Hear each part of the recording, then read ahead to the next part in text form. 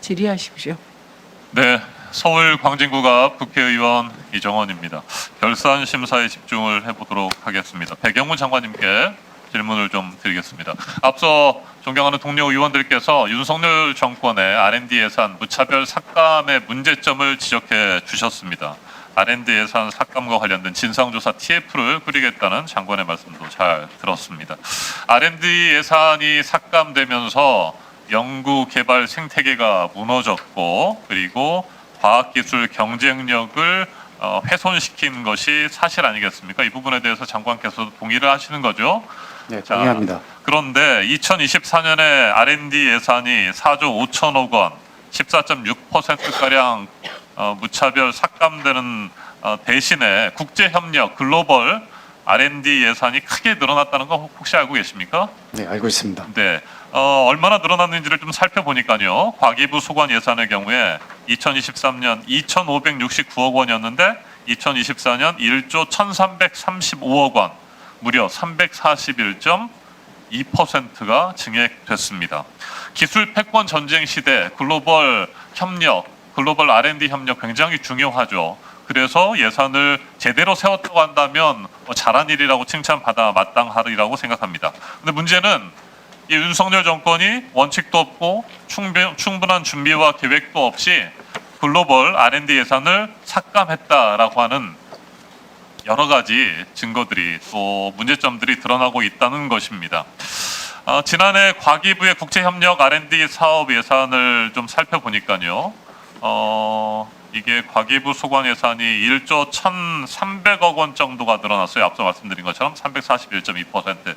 그런데 신규 사업이 9천억 원 가까이, 8,972억 9,700만 원이 늘어났습니다. 이렇게 세웠으면 잘 써야 되는 것 아니겠습니까? 시기적절하게 효율적으로 예산을 활용을 했어야 되는데 이게 어떻게 집행됐는지를 좀 살펴보니까 여러 가지 부실한 점들이 좀 드러났습니다. 일단 기초 연구를 제외한 국제 연구 과제, 신규 과제, R&D, 국제 협력 사업에 총 410개가 있습니다. 신규 과제가 R&D 글로벌 사업에서. 그런데 410개 가운데 10월 이후에 R&D 관련해서 국제 협력 계약이 체결된 것이 10월 이후에 이루어지는 사업이 96개나 됩니다.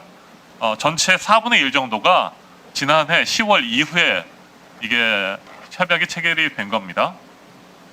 10개월 동안 도대체 뭘 하고 연말쯤이 되어서야 이렇게 서둘러서 과학기술 R&D 협약이 체결되고 사업이 진행되는지, 예산이 뒤늦게 이렇게 집행이 되는 것인지 문제가 아닐 수 없습니다. 이건 예산 효율성의 차원에서 문제가 심각한 거라고 보여집니다.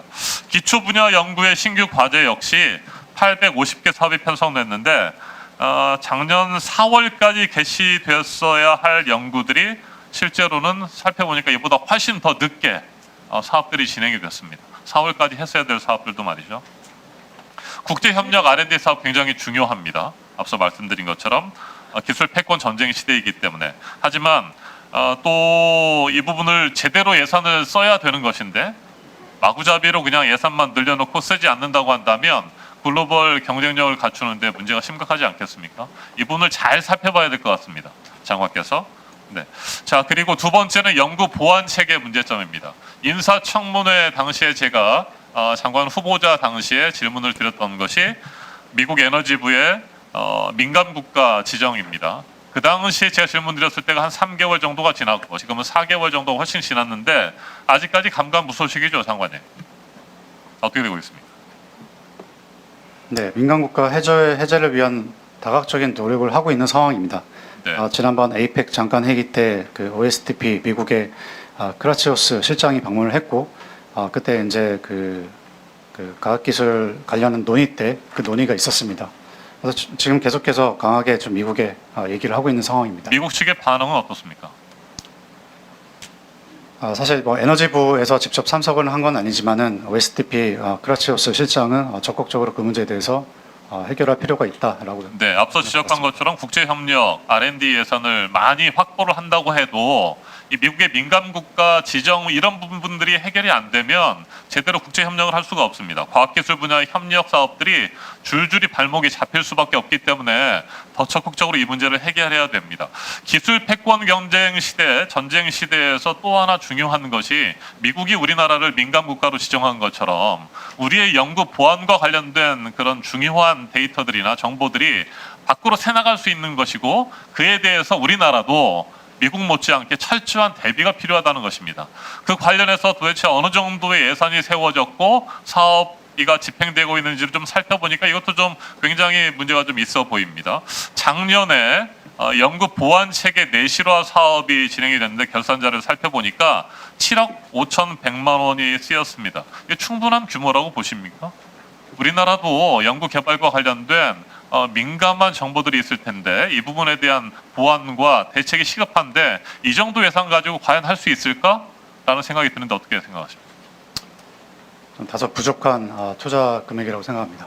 네, 제대로 보안 문제 살펴야 됩니다. 이거 잘못하면 우리가 애써서 막대한 R&D 예산 투입하고 글로벌 예산 확보하고 글로벌 협력을 진행한다고 해도 글로벌 협력 과정에서 민감한 우리의 중요한 정보들이라든지 데이터라든지 이런 것들이 빠져나갈 수 있다는 것입니다.